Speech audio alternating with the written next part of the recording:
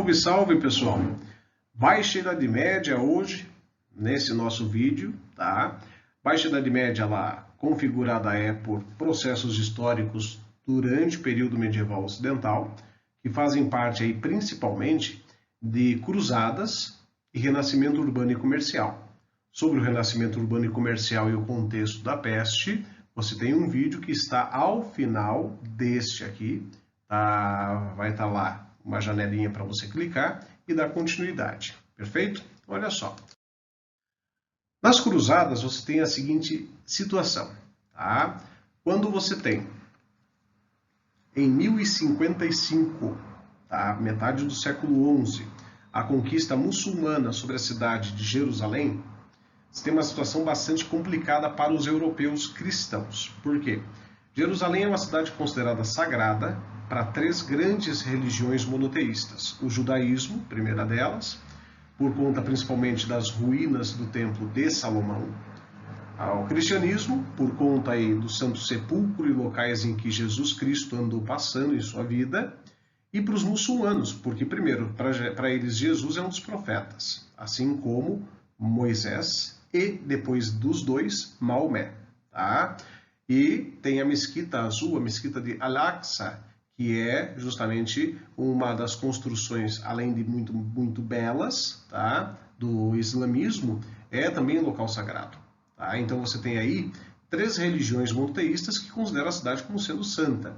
Os muçulmanos então tomam a cidade e os cristãos ficam impedidos de livremente passar fazendo peregrinações em direção ao Santo Sepulcro.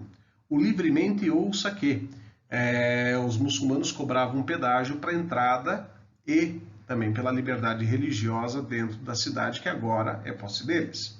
Por conta disso, há uma pressão por parte da sociedade cristã europeia junto aos papas para que fizessem alguma coisa, né? Pressão sobre nobres também, sobre reis também, mas ninguém tomava a menor atitude, ninguém é maluco de entrar em confronto direto contra os muçulmanos, por mais que fosse uma cidade santa. Até que, em 1080, acaba sendo eleito um Papa, Urbano II, que é muito belicoso, belicista e compra a briga. E mesmo assim, mesmo sendo Papa, observe a dificuldade, ele leva 15 anos para conseguir realizar um concílio em Clermont-Ferrand para que convencesse a população nobre, né, da França para que fosse investir contra os muçulmanos em ato de guerra, para recuperação, para reconquista da cidade de Jerusalém. O resultado disso, a partir de 1095, começariam as cruzadas. Tá? Por conta disso, você tem aí como objetivo geral do movimento a reconquista, o incentivo para a reconquista da cidade santa de Jerusalém. Até aí tudo bem, a galera vai, tá? Particularmente nobres, mendigos, servos, em dado momento reis, que acabam investindo-se do espírito cruzadista e indo em direção a Jerusalém. No entanto, esse é o ponto de vista cristão. Tá? Você também tem que notar que no meio desse percurso há o Império Bizantino, o Império Romano do Oriente e, logicamente, os muçulmanos. E cada um tem o seu interesse nessa jogada. O interesse dos árabes, dos muçulmanos, é manter o território já conquistado. Então eles não vão liberar o espaço à toa só porque o cristão falou que quer. Tá? Os bizantinos eles estão numa situação mais complicada. Por quê? Porque eles estão no meio dos dois. No meio da Europa cristã e no meio entre a Europa cristã e entre os muçulmanos.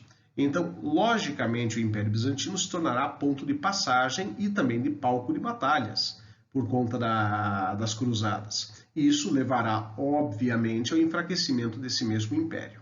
Tá? O que mais tarde, 2 séculos depois, acaba detonando com a conquista de Constantinopla por conta dos otomanos, um dos povos que compunham o império formado pelos islâmicos. Tá?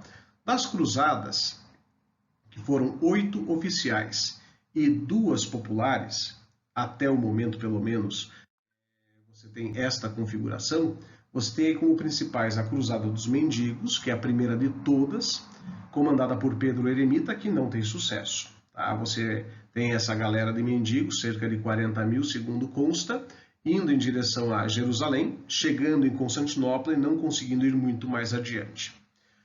Tem a Cruzada dos Nobres, comandada pela nobreza da França, saindo de território francês em 1096. É uma cruzada que tem longa duração, 3 anos, vai até 1099, quando então conquistada é Jerusalém. E formados são reinos latinos, dentro da região oriental, reinos cristãos, que também não têm vida muito longa. A partir da década de 1140, meio século depois, vamos contar, você já tem aí as reações muçulmanas que acabam reconquistando Jerusalém, formando com isso o contexto para a Segunda Cruzada, que também conquista Jerusalém, mas não tem muita presença efetiva, acaba tendo que sair de lá na década de 1180. Então, você tem aí quase um século ali de quase domínio cristão. Em 1189, 3 reis, Ricardo Coração de Leão da Inglaterra, Filipe da França e Frederico Barba Ruiva do Sacro Império Romano Germânico, unem forças e partem para a Terceira das Cruzadas. Frederico morre durante a configuração das Cruzadas, Filipe abandona, volta para a França e Ricardo dá continuidade. Com isso, há um acordo entre ele e o líder muçulmano Saladino, que acabam aí fazendo com que a cristandade tivesse livre acesso aí aos locais sagrados, coisa que também não tem muita duração. Em 1202, parte a Quarta Cruzada, comandada por comerciantes de Gênova e Veneza, que percebem em Constantinopla um local bastante propício para atividades comerciais. Com isto, o que acaba acontecendo? A pretexto de conquistar ou reconquistar Jerusalém, os comerciantes de Gênova e Veneza tomam Constantinopla e saqueiam, pilham a cidade em nome da igreja. Isso acaba fazendo com que aí uma certa indisposição entre Papa e os cruzadistas. Né? Acontece inclusive o massacre dos Templários logo na sequência e por aí vai. Com isso, as cruzadas ficam já desacreditadas. O pior fica quando em 1212 partem crianças em direção a Jerusalém, também logicamente sem sucesso nenhum. Quinta, sexta, sétima e oitava cruzada, os fracassos continuam se sucedendo, levando com que isto levasse a um movimento ser totalmente um fiasco. Tá? Você tem aí, como consequências das cruzadas diretamente, essas 4 em particular: a reabertura do Mediterrâneo ao comércio europeu, tá? De tanto ir e voltar, produtos novos acabam chegando ao consumo europeu, entre eles as famosas especiarias. Você tem o desgaste da Igreja Católica, que incentivou um movimento que fracassou, corrompeu-se, né? E por conta disso a corrupção do movimento cruzadista acaba levando um desgaste da imagem da Igreja, que cada vez mais se impõe por meio da Inquisição. O próprio sistema feudal entra em declínio por conta da falta de mão de obra. Estima-se que 200 mil europeus morreram nos combates, a grande maioria servos. Então, logicamente, você vai ter aí uma falta de produtividade nos feudos, o que leva à revolta servis. E para piorar ainda mais a situação daqueles que dependiam do sistema feudal, com as revoltas, boa parte dessa população agrária foge do campo em direção às cidades, levando com isso à formação dos burgos e contribuindo para o renascimento urbano e comercial.